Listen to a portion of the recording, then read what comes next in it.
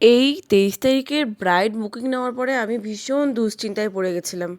Hello everyone, আমি mehndi artist Pallavi. আমি ২৩ তারিখের ব্রাইডাল মেহেন্দির স্টোরি তোমাদের সাথে শেয়ার করতে চলে আসলাম। আমি টাইম মতো রেডি হয়ে ভাইকে নিয়ে চলে গেছিলাম ব্রাইডের লোকেশনে।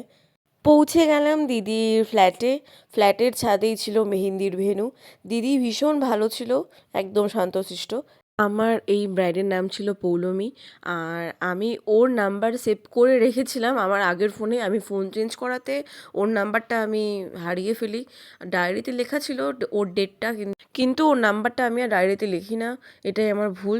পরে হঠাৎ করে মনে পড়লো যে সায়নী চন্দ্র নামে একজন নেইল আর্টিস্ট, আমি তার থেকে ওর নাম্বারটা পেয়েছিলাম। পরে ওকে মেসেজ করাতে ও নাম্বারটা দিল, আমি টেনশন মুক্ত হলাম। আমি ভিডিও শুরুতে ঠিক এই দুশ্চিন্তার কথাই বলেছিলাম। সবাই নাচানাচি করছিল, কিন্তু আমার ব্রাইডকে আমি নাচতে দিইনি। ও আমার ২ হাত কমপ্লিট হওয়ার পরে ওকে একটু রেস্ট দিয়েছি।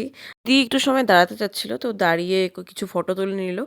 আমিও একটু কফি সাথে পনির পকোড়া খেয়ে নিচ্ছিলাম। আমার নিজের মুখটা দেখলে ভীষণ রাগ উঠছে, কারণ আমি কোথাও মেহেন্দি পরাতে গেলে সেরকম সেজেগুজে যাই না।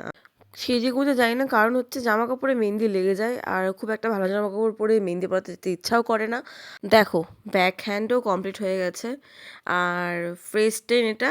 আর মেইন যেটা ৪৮ ঘন্টা পরে স্টেন, সেটাও দেখো, খুব ভালো কালার এসেছিলো। Bye bye.